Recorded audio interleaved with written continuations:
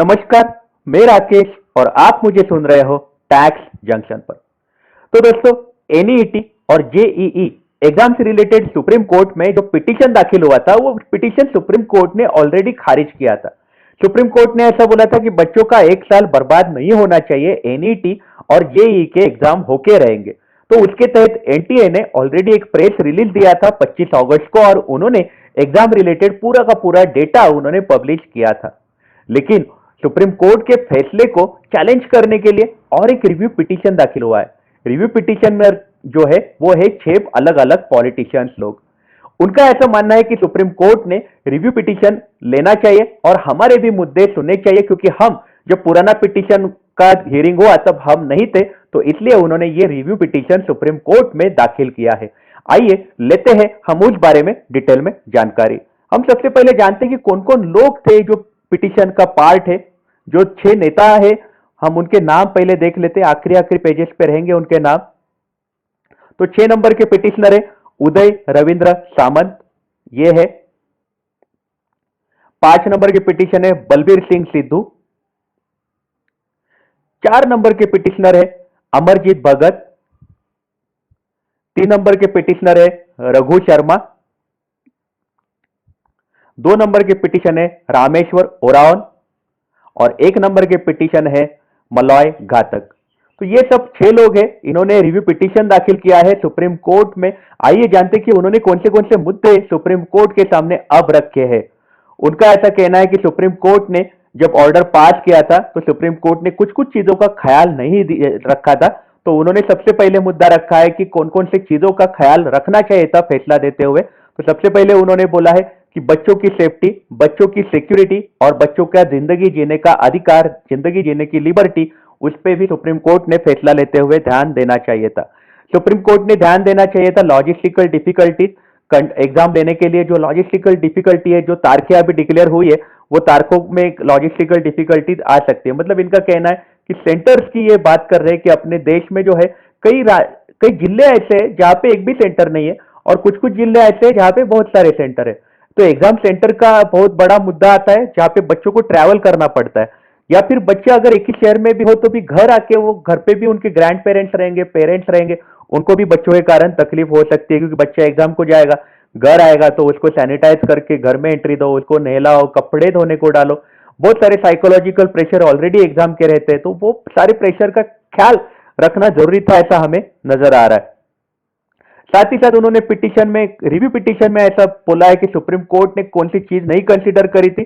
तो जो balance the competing, जो इक्वली इंपॉर्टेंट एस्पेक्ट होते हैं, एक्चुअली सिर्फ एग्जाम लेना नहीं, उसके साथ कुछ कुछ इंपॉर्टेंट एस्पेक्ट होते हैं जो बच्चों की सिक्योरिंग सेफ्टी जो होती है बच्चों की, वो कंसीडर नहीं किए थे, ऐसा इनका बोलना है। मतलब इनका ऐसा कहना है कि जो एनटीए है उन्होंने बहुत सारा डेटा पब्लिश किया था, ऑलमोस्ट लाखों में उन्होंने बच्चों का डेटा पब्लिश किया था। उन्होंने ऐसा बोला था कि 25 लाख बच्चे जो है, जो जेईई और एनईईटी के एग्जाम देने वाले, तो इतने सारे बच्चे और उनका अकोमोडेशन, उनको एक सेंटर पे बिठाना, सोशल डिस्टेंसिंग नॉर्म कितने फॉलो होने वाले हैं, ये सारी चीजों का ख्याल रखा ही नहीं गया था, ऐसा ये पिटिशनर्स का कहना है, ऐसा हमें नजर आ रहा है।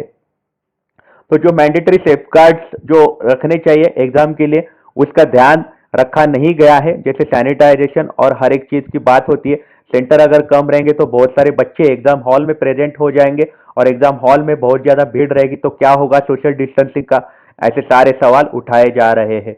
उन्होंने ये पिटीशन में कुछ कुछ चीजें ऐसी भी बोली है कि अपने देश का जो बीमारी का अभी आंकड़ा जो है, हम वर्ल्ड में तीसरे नंबर पे है। तो अभी ये एकदम एक ही साथ 25 लाख बच्चे घर से बाहर निकलेंगे तो कैसे होने वाला है, ये चिंता भी उन्होंने रिव्यू पिटीशन में लिखी है, ऐसा हमें नजर आ रहा है। तो रिव्यू पिटिशनर ने यहाँ पे एक बात बोली है कि हम जो है ये ये देश के हम नागरिक हैं, और हम हमारी पब्लिक लाइफ, हम बहुत सारे डिकेड से हम जनता की सेवा करते आ रहे हैं, और हमारा इसमें कुछ पर्सनल इंटरेस्ट नहीं है, हम कॉमन मैन के लिए हम रिप्रेजेंट कर रहे हैं। और हर जो पिटिशनर है ये पब्लिक ऑफिस ऑलरेडी ले रहा है, ऑलरेडी पब्लिक ऑफिस में काम कर रहा है, और देश के अलग अलग ज्योग्राफी से आ रहा है, और हमने बहुत सारे सालों से बच्चों के साथ और स्टूडेंट्स के साथ हमारा कम्युनिकेशन रहा है, तो हमारा उनके साथ बहुत ज्यादा संपर्क रहा है। तो हम अपनी पब्लिक ड्यूटी कर रहे हैं ये पिटीशन दाखिल करते हुए, हम सिर्फ अपनी पब्लिक ड्यूटी कर रहे हैं, पब्लिक के इंटरेस्ट के लिए हम ये पब्लिक ड्यूटी कर रहे हैं, हमारा ये पिटीशन में कोई पर्सनल इंटरेस्ट नहीं है। तो उन्होंने अपने तरफ से एक क्लैरिटी दे दी है कि हम ये पिटीशन क्यों दाखिल कर रहे हैं। तो साथ ही साथ उन्होंने ऐसा बोला है कि जो एग्जाम है एनईईटी या फिर जेईई, ये एग्जाम जो है, ये एग्जाम के लिए जो सेफ्टी की हम जो बात करते हैं, ये सेफ्टी के बात के लिए उन्होंने ये जो डेटा में बात कर रहा था, जहां पे बोला गया है, एनटीए ने बोला था कि ऑलमोस्ट 15,97,000 मतलब इतने सारे बच्चे जो है ये एनईईटी का एग्जाम देने वाले हैं, और जेई का एग्जाम देने वाले बच्चे हैं 9,53,000, ऑलमोस्ट 25 लाख से ज्यादा बच्चे घर से बाहर निकलने वाले हैं। और अगर अपने देश की बात करें तो देश अपना तीसरे नंबर पे, पहला यूएसए, ब्राजील और उसके बाद इंडिया आता है तीसरे नंबर पे।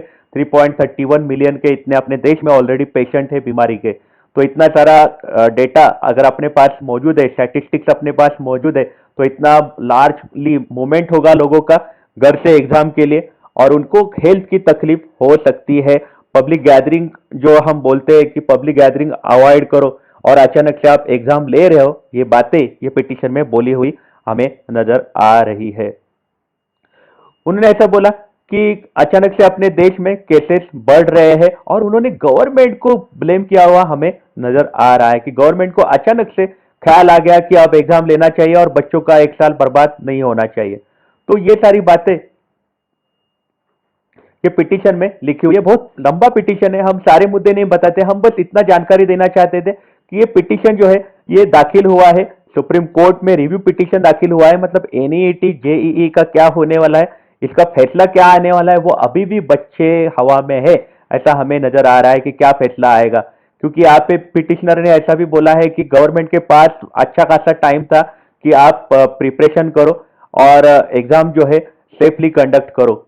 अचानक से अप्रैल टू सितंबर मंथ जो है, जब जहां पे गवर्नमेंट ने कुछ नहीं किया, कंफ्यूजन था गवर्नमेंट का, और अचानक से गवर्नमेंट को रियलाइज हुआ कि ये जो एग्जाम नहीं लिया तो लाखों बच्चों का एक साल बर्बाद हो जाएगा। मतलब इनका कहना है अप्रैल से सितंबर तक गवर्नमेंट ने कुछ नहीं किया, अचानक से उनका ख्याल आया अरे एग्जाम लेना चाहिए, नहीं तो लाखों बच्चों का एक साल पूरा का पूरा बर्बाद हो जाएगा। तो गवर्नमेंट जो है उन्होंने एकदम फटाफट डिसीजन ले लिया, एकदम रैपिड डिसीजन लिया, फास्ट डिसीजन लिया, एग्जाम हो, और इसमें बच्चों के साइकोलॉजी का ख्याल नहीं रखा गया। मतलब फिजिकल सेफ्टी का तो ख्याल रखा ही नहीं गया, साथ ही साथ साइकोलॉजिकल वेलफेयर जो है इसका भी ख्याल नहीं रखा गया। तो ये सारे इंपॉर्टेंट मुद्दे हैं ये पिटीशन में उन्होंने लिखे हैं। तो आपकी इस बारे में क्या राय है, मुझे आप कमेंट सेक्शन में जरूर बताइएगा। आप अपना ख्याल रखिएगा, अगर आप काम के लिए बाहर निकल रहे हो तो आप अपने आप को सैनिटाइज जरूर करिएगा। Take care, have a nice day. ये सारे इंपॉर्टेंट बाहर निकल रहे हो तो आप अपने आप को सैनिटाइज जरूर करिएगा। Take care, have a nice day.